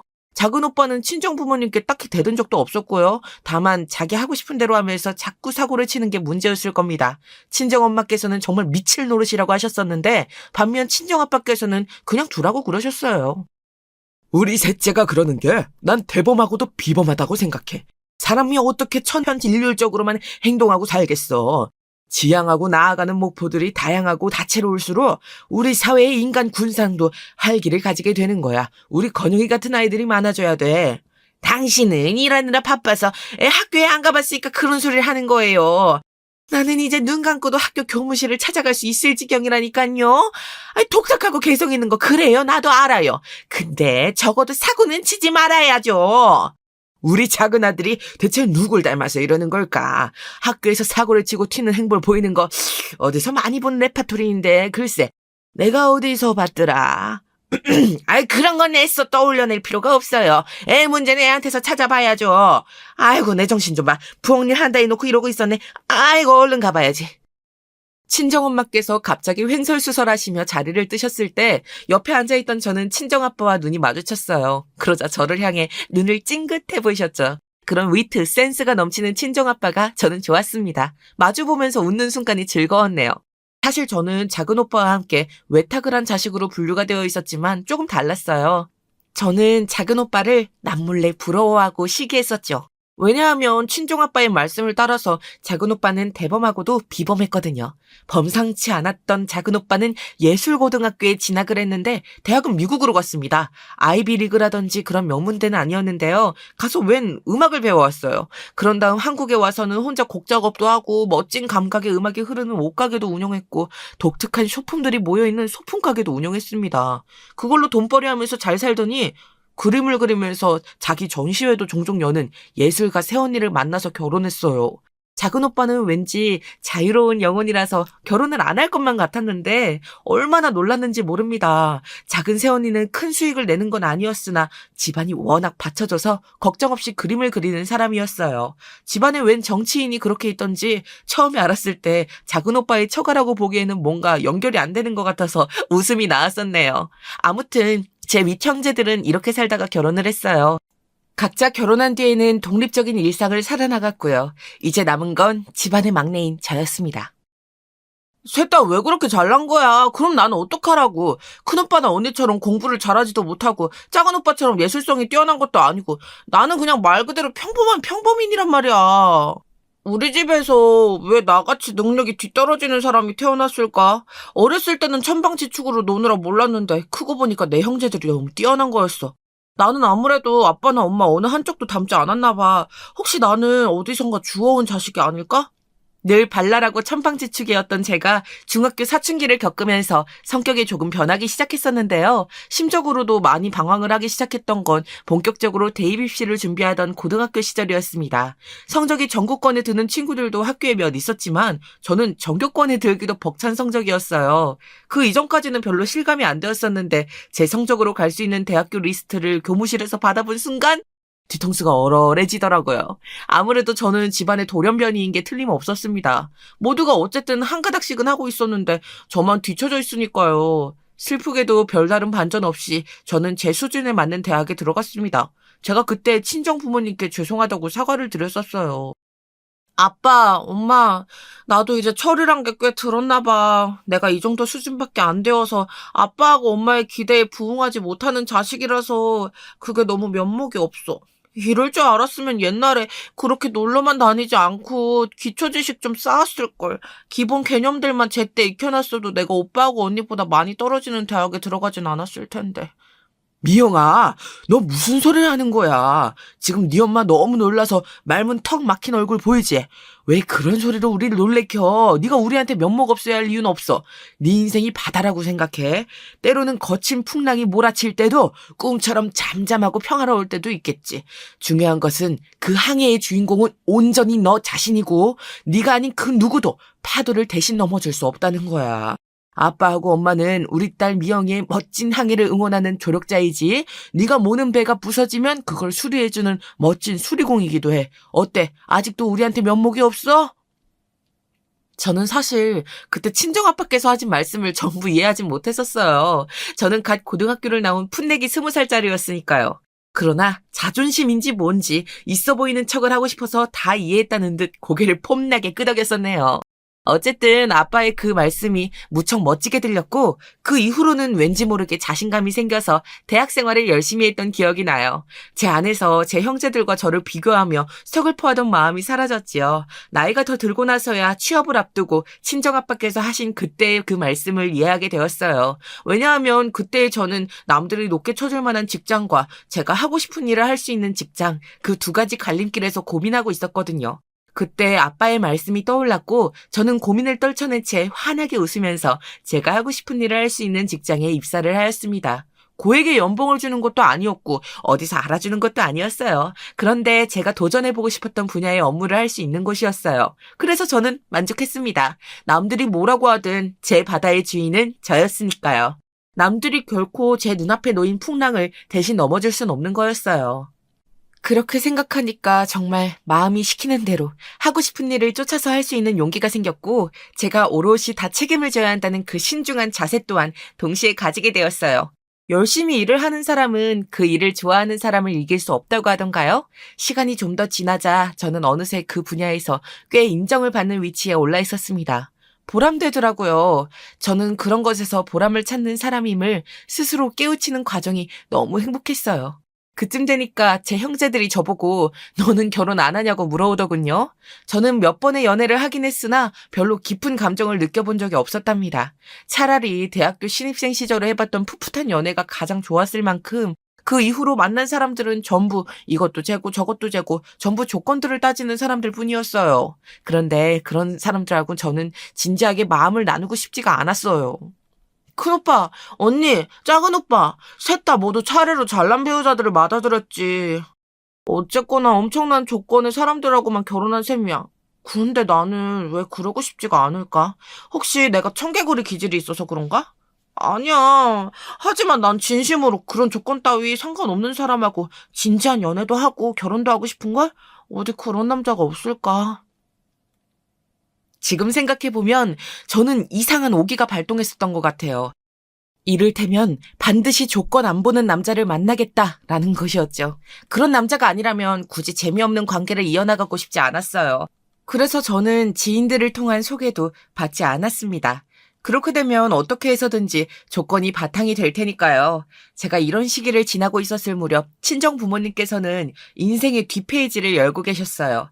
지금까지 살아오신 것과는 달리 살아보시며 인생의 황혼기를 의미 있게 보내고 싶다 하셨지요. 친정엄마께서는 원래 취미로 그림도 그리시고 꽃꽂이도 하시고 소품을 직접 만들기도 하셨는데요. 한마디로 손재주가 있으신 분이에요. 그걸 바탕으로 수공예품을 만들어서 판매하고 그걸로 얻은 수익금을 사회단체에 기부하는 활동을 시작하셨어요. 엄마, 그런 건 어떻게 알고 시작하시게 된 거야? 누가 어디서 같이 하자고 엄마 꼬드긴 거야? 꼬드기다니, 내가 알아서 찾아낸 거야. 요양원에 미술봉사 들어갔다가 이런 게 있다는 걸 거기서 들었는데 공예도 새로 배우고 그걸로 물품 만들어서 좋은 일도 할 수 있고 생각만 해도 좋아 보이더라고. 아니나 달러. 내가 만든 게 가장 반응도 좋고 잘 팔리는 것 같지 뭐니? 하여간에 내가 엄마 또 이렇게 우쭐하고 계실 줄 알았어. 아무튼 좋은 일 하신다니까 보람되긴 하네. 근데 엄마 쉬엄쉬엄 하셔. 엄마는 항상 이것도 하고 저것도 해야 직성이 풀리시잖아. 늘 이것저것 참견도 다 하셔야 되고. 그런 것 때문에 언제 한번 과로에 걸리실 수 있어. 으이그 엄마가 어련히 알아서 하지. 그래도 우리 막내 미영이만큼 아빠 엄마 걱정해주면서 그런 말 해주는 사람도 없다. 마음 씀씀이로는 우리 미영이가 최고야. 스스로 어른이라 칭하기에는 여전히 민망했지만 다 큰 어른이 되고 나서 제가 느낀 점은 저에게는 저 나름의 제 형제들이 따라오지 못하는 강점이 있단 것이었어요. 그건 바로 거의 본능적으로 사람을 챙기는 것이었는데요. 큰오빠는 자기 주장을 제대로 못하는 사람이라서 자기 앞가림하기 바쁜 유형이었고 언니는 뭐든지 부모님께 인정받고 싶어서 행동하는 사람이었으나 달리 보자면 그건 부모님께 인정받는 최고의 자식인 나 자신이 목표였으며 그것에 도취되어 있었죠. 작은 오빠는 워낙 자기 길만 독립적으로 걸어가는 사람이었으니 말할 필요도 없었고요. 그래서 친정 부모님께서는 저에게 아기자기한 맛을 느끼셨던 것 같아요. 날씨가 계속 습한데 건강은 괜찮으신지 주말에 놀러가서 찍으신 옷 색깔이 형광인데 그건 어쩌다 사시게 된 건지 새로 시작하신 일들은 어떻게 되어가고 있는지 이런 걸 언제나 체크하면서 살피는 건 형제들 중에 저뿐이었어요. 친정아빠께서는 이런 저 덕분에 딸 키우는 최고의 보람을 느끼신다며 싱글벙글이셨죠. 정작 저는 친정아빠께서 새로 도전하신 일 때문에 머리가 아팠는데 말이에요. 예전 같았으면 정말 상상도 못했을 일을 친정아빠께서는 시작하셨는데요. 저는 걱정이 많았으나 정작 친정아빠께서는 무척 의연하셨고 눈에는 총기가 가득하셨어요. 혹자는 나를 보며 그러더구나. 평생 고지식하게 글자만 보고 누굴 가르치기만 하다가 죽을 것 같다고 말이야. 하지만 나는 그 말이 틀렸다고 생각하며 살아왔단다. 나는 언제나 일 욕심이 강한 사람이었어. 그 일이 어떤 것이냐는 것은 사실 그렇게 중요하지가 않았지. 내가 지금 이 일을 시작해보니 지난 세월 분명히 나는 온실 속에 갇혀 있었다는 생각이 들긴 하더구나. 이제서야 나는 입으로만 떠든 것이 아니라 진실로 노동의 가치를 아는 사람이라고 말을 할 수가 있게 되었어. 노동의 가치란 언제 어디서든 신성한 것이지. 친정아빠께서 강조하신 것은 바로 내려놓음이었어요. 그건 결코 쉽지 않은 일이었죠. 제 형제들도 고개를 절레절레 흔들었으니까요. 친정아빠를 걱정하면서도 그러나 단번에 지지의 뜻을 보낸 건 넷 중에서 저 혼자였습니다. 그래서 친정아빠께서는 저에게 무척 고마워하셨지요. 저를 보면서 자식 농사가 잘 되었음을 깨닫는다고 하셔서 제가 아주 몸둘 바를 몰랐네요. 참고로요. 제 형제들이 학창시절부터 두각을 보이며 잘난 행보만 선보였던 인물들인데도 친정 부모님께 칭송을 받지 못한 이유가 있었습니다. 또한 친인척들이나 주변 사람들이 저 집은 애들이 대단하다고 굳이 놀라지 않은 이유도 있었고요. 그건 바로 어쩌면 당연하게도 제 친정 부모님부터가 무척 대단하신 분들이었기 때문이에요. 친정엄마께서는 학창시절에 선생님 말을 안 듣고 머리 모양을 아주 특이하게 만들고서 등교를 하거나 가방을 독특하게 변형시켜 들고 다니는 학생이었다고 외삼촌께 전해 들은 바 있는데요. 수업 시간에도 늘 그림만 그리는 등 딴청을 피우는 불량 학생이었으나 신기하게 성적은 중상위권을 유지했고 그림에 소질이 있었다는 사람이 바로 제 친정엄마이셨습니다. 외갓집 자체가 당시에 예술을 익히겠다고 외국 유학을 다녀오기까지 하던 집안이었으니 그런 쪽으로 재능을 타고났음은 물론 재력도 뒷받침되는 집안이었지요. 친정엄마께서는 그림을 그려서 개인전을 열기도 하셨고 피아노 학원을 운영하시기도 하셨으며 직접 옷을 디자인하시기도 한 정말 다재다능한 분이셨어요. 단지 재능이 있다는 것만으로는 설명이 안 되고 굉장히 여러 분야에 욕심이 많고 바쁘게 사시는 분이었지요. 그리고 친정아빠께서는 우리나라 사람이라면 모를 수도 없는 최고 명문대 중에 한 곳에서 교수직을 역임하셨습니다. 뉴스에 얼굴을 비추며 인터뷰하신 적도 몇 번 있었고요. 책도 여러 권 내셨어요. 외국 대학에 초청을 받으신 건 너무 여러 차례라서 세는 게 의미가 없을 거예요. 친정아빠께서 이런 분이셨으니 큰오빠가 차마 공부하기 싫다는 소리를 입 밖으로 내지 못하고 살아왔던 거였고 언니가 그 뒤를 잇는 게 자기가 되고 싶어서 미친 듯이 열심히 살면서 성공에 집착하였던 것이었죠. 뛰어나신 친정 부모님 아래에서 저는 별 볼 일 없는 유일한 자식인 것 같아서 씁쓸했던 적도 있었으나 과거는 과거일 뿐 저는 이제 저만의 인생을 잘 살아가고 있었습니다. 그러다가 드디어 제가 마음에 맞는 상대를 만나게 되었어요. 어떠한 조건도 공개하지 않고 만나게 된 남자였습니다. 무심하지만 사력 있고 냉정하지만 잔정이 있는 그런 재미있는 남자였어요. 키가 엄청 큰 것도 얼굴이 아주 잘생긴 것도 아니었지만 어딘가 눈길이 계속 가는 매력도 있었고요. 무엇보다 사람에게서 뿜어져 나오는 기운이라는 게 여유가 있었어요. 마치 다른 사람의 시선이나 의견 따위는 별로 중요하지 않다고 온몸으로 외치고 있는 것처럼 보였다고나 할까요? 지금 생각해보면 조금 민망한 감상이지만 어쨌든 처음에 그 남자를 접했을 때 제가 그렇게 생각했던 거예요. 마음에 들더라고요. 신기하게도 상대 역시 저를 무척 마음에 들어 했어요.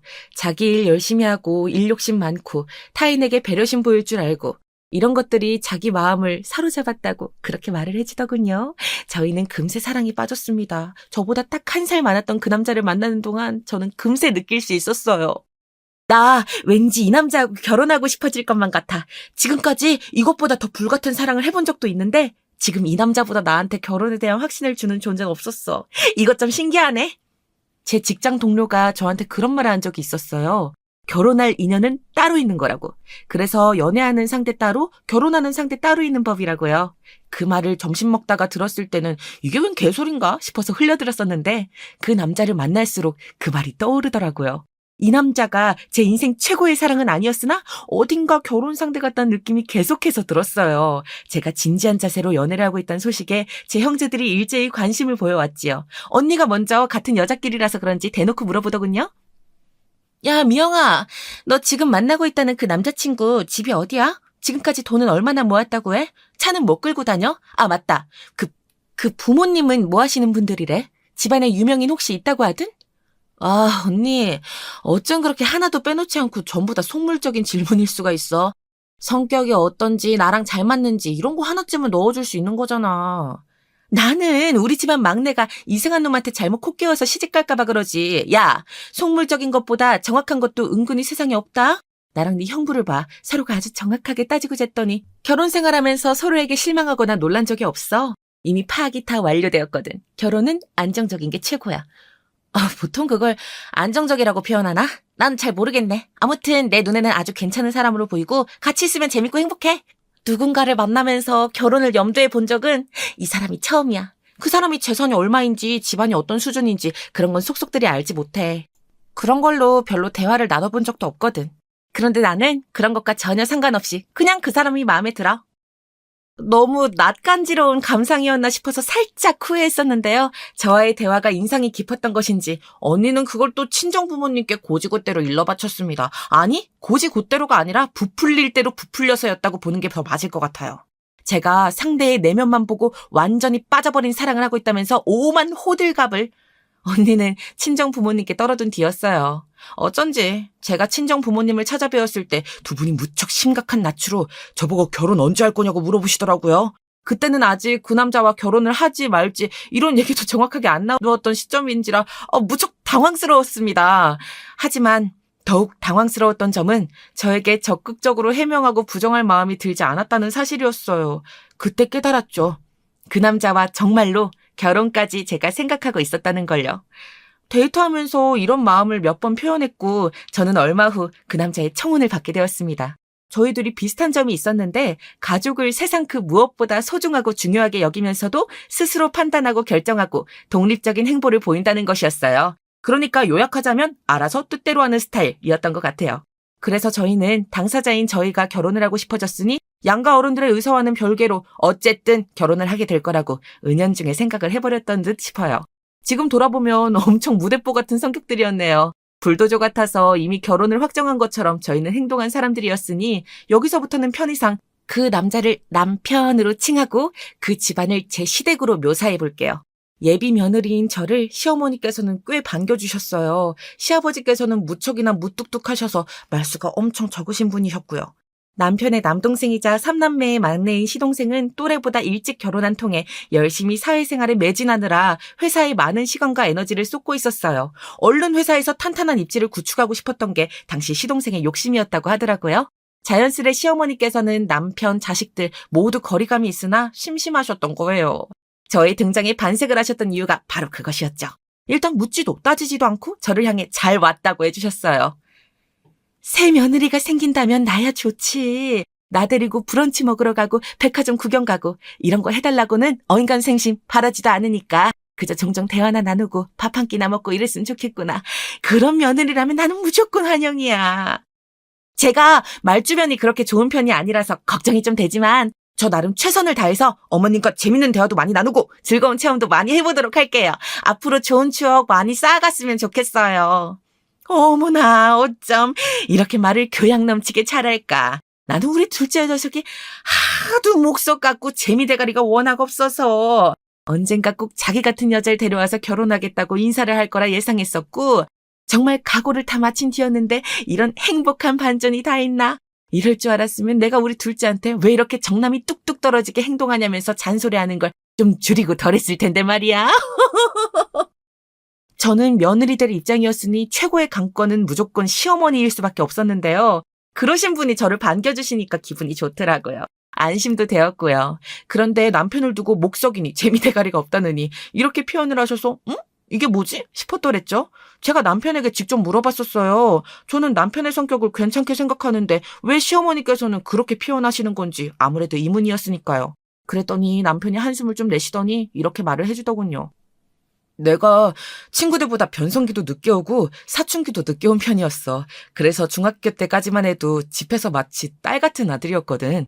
그러다가 고등학교를 기숙사 있는 데로 가게 되었고 대학교 시절은 외국으로 교환학생 다녀오고 군대 다녀오고 이러느라 정신이 없었지.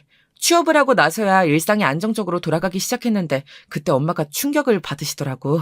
그 애교 많고 살갑던 아들이 어디 갔냐면서 왜 이렇게 무뚝뚝하고 겸언쩍어하는 아들이 되었냐고. 많이 놀라셨어. 내가 대학 생활을 너무 아무렇게나 해서 이렇게 된 거 아니냐고 하시더라. 나보고 외국을 다니는 게 아니었냐면서 잘못된 판단이었다고 하시던데. 뭐? 아니 그러니까 오빠는 고등학교 때부터 성격이 그전하고 확 달라졌던 것인데 어머님께서는 그걸 너무 뒤늦게 알아차리셨고 오빠가 외국 생활을 했던 탓에 성격이 그렇게 됐다고 보신 거야? 그런데 오빠 내 생각에는 오빠 성격이 혹시 친탁한 거 아니야? 아버님 쪽을 닮았다고 치면 딱 맞아떨어지지 않아? 나도 그렇게 생각해. 그리고 엄마도 솔직히 속으로 그럼 짐작은 하고 계실 텐데 과묵한 아버지한테 하도 될 대로 대이시며 마음고생을 많이 하셨던 분이라 그런 가정을 하고 싶지 않아서 자꾸만 부정하시는 것 같아. 알고 보니까 시아버지께서는 옛날에 회사에서 승진했다는 것도 시어머니께 말씀을 안 하셨던 분이시래요. 딱히 숨기신 건 아니었고 그냥 말씀을 안 하시다 보니까 1년, 2년 시간이 흘렀다고 하는데요. 그 정도로 말씀을 잘 안 하시다 보니까 시어머니께서는 학을 떼시게 된 거죠. 아무튼 그렇기 때문에 시어머니께서는 말벗 상대라든지 당신께 활력을 줄 수 있는 상대를 너무 원하시게 된 것 같았어요. 젊으셨을 때야 친구분들하고 노시면 됐지만 나이가 드시고 나니까 주변 사람들도 전부 손주들 돌보느라 효도여행 가느라 이래저래 바빠졌던 모양이에요. 그리고 시어머니께서도 이제는 가정 안에서 안정적으로 많은 걸 누리고 싶으셨던 거겠죠? 시누이가 결혼한 이후로 갑자기 제주도로 가버리는 바람에 크게 상심하셨던 시어머니께 그나마 한 줄기 위안이 되어주었던 존재는 시동생의 배우자, 즉 저의 동서였다고 합니다. 재수 씨가 어떤 사람이냐고?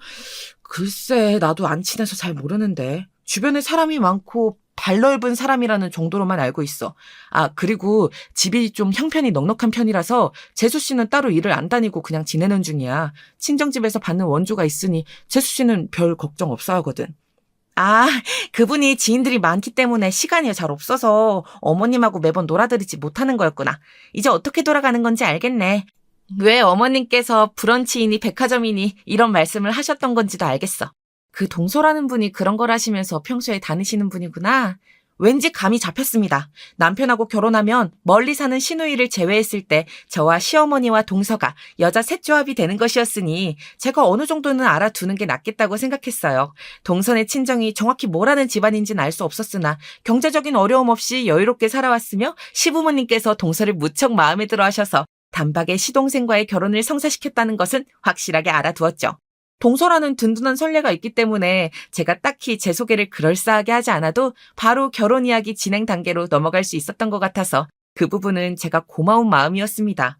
친정집이 잘 사는 며느리는 이미 충족이 되었으니 새로 들어온 저까지 굳이 잘 사는 집안 딸이 아니라도 괜찮았던 것이지요. 참고로 시댁은 시아버지께서는 유명한 중견기업에서 임원직을 지내시다가 정년 퇴임을 하셨고 그러시자마자 다른 작은 기업들에게 자문을 해주시는 일을 하면서 지내시는 중이었습니다. 능력 있고 멋진 분이셨지요. 시어머니께서는 옛날에 분식집 장사를 지인분과 잠시 하신 적이 있다고 했는데 그것을 제외하면 거의 주부로만 살아오셨어요. 자식들 키우고 남편 내조하고 집안 살림을 하면서 그렇게요. 저는 전업주부라는 게 적성에 맞지도 않고 그렇게 살 생각이 없었기에 그렇게만 살아온 시어머니와의 공감대를 형성할 수는 없었는데요. 전업주부로 살고 있는 동서는 이런 면에서 시어머니와 잘 맞는 것처럼 보였어요. 시어머니께서 왠지 저를 따로 보고 싶어하는 눈치길래 제가 혼자 찾아뵈었거든요. 시아버지께서는 댁에 안 계셔서 둘이 커피나 한 잔 마실까 하고 있는 와중에 동서가 불쑥 왔어요. 저는 그렇게 동서를 처음 대면하게 되었죠. 안녕하세요. 아, 그러니까 저의 형님 되실 분이시죠? 아, 벌써부터 형님이라는 호칭이 입에 안 붙고 닭살이 막 돋아서 큰일이네요. 어머님, 저 어떡하면 좋아요? 형님이라고 안 부르면 저 큰일 나는 거 맞죠? 그러니까 닭살이 도는 걸 꾹 참고 그렇게 이분을 불려드려야 되는 거죠? 동서가 애교스럽게 입술을 삐죽삐죽거리면서 그러더라고요. 나이가 몇인데 고작 그런 걸로 울상을 지으며 호들갑을 떠는 건지. 저는 개인적으로 이해가 되지 않았어요. 그때 시어머니께서는 놀랍게도 동서의 기분을 살피시는 것처럼 행동을 하셨습니다. 동서의 얼굴을 슬쩍 들여다보셨고 냅킨을 그 앞으로 옮겨다 주며 다과를 건네주기도 하셨죠. 마치 동서의 기분을 달래려고 하시는 것처럼 보였어요. 저는 그 순간 파악했죠. 동서가 왠지 시어머니를 쥐락펴락할 수 있는 며느리인 것 같다고 말입니다. 형님이라고 부르기 싫으시면 안 부르셔도 돼요. 그런다고 큰일 나는 거 아니에요. 그냥 교양 좀 없어 보이고 사람이 좀 가벼워 보이고 그런 정도겠죠? 네? 그거 지금 저 돌려가시는 건가요? 지금 저 욕하시는 거죠? 왜 그렇게 생각하세요? 저는 그냥 가볍게 농담 좀 한 것뿐인데 별로 새겨듣지 않아도 돼요. 제가 시큰둥하게 대답했더니 동서가 왠지 약이 올랐는지 표정이 안 좋아지더라고요. 시어머니께서는 난데없는 기싸움 상황에 약간 난처하신 눈빛이었고요. 그런데 확실히 동서 편을 드시는 듯 눈짓이 거의 그쪽으로 향하더군요. 그때 동서가 식탁 위로 올라와 있는 제 손을 보더니 자기 손도 위로 올리면서 말했습니다. 시계 차고 다니시는 거 보니까 너무 보기 좋네요. 지적이신 것 같아요. 브랜드도 없는 제품을 차고 다니시다니 검소한 면도 멋지시네요. 저는 시간은 휴대폰으로 보면 장땡인 사람이라 팔에는 그냥 시계 말고 팔찌를 끼고 다녀요. 이번에 여기 브랜드에서 나온 신상인데 디자인 괜찮죠? 무난하고 안 튀어서 다음번은 어머님하고 커플로 팔찌를 맞출까 싶더라고요. 그러자 시어머니께서 무척 반색을 하셨고요. 저는 의기양양해 보이는 동서의 얼굴을 보며 피식 웃어주었습니다. 그러려고 했던 게 아니라 정말 자동으로 웃음이 지어지고 말았어요. 훤히 보이다 못해서 너무 경박한 것 같은 동서의 행동을 보면 웃음이 참아지지가 않았지요. 아무 대답도 없이 그저 웃음만 짓는 저를 보며 동서는 당황한 듯 보였어요. 제가 그런 허접한 도발에 넘어가지 않은 게 놀라운 모양이었는데 그것마저도 저는 웃겼네요. 그날 동서는 왠지 저를 눈으로 째리면서 먼저 자리를 떴고 저는 아무 일도 없었다는 것처럼 시어머니와 커피를 마저 즐겼습니다. 시어머니께서는 저에게 동서에 관해 할 말씀이 있어 보이셨지만 말씀을 삼키시는 듯한 인매를 하시더군요. 저에게 개심기 건드리지 마라, 이런 말씀이나 기껏 하실 것만 같아서 저는 일부러 시어머니의 기색을 모른 척했네요. 저는 그날 일이 별거 아니라고 생각해서 남편이나 누구에게 말도 안 했어요. 그게 어쩌면 실수였을지도 모르겠어요.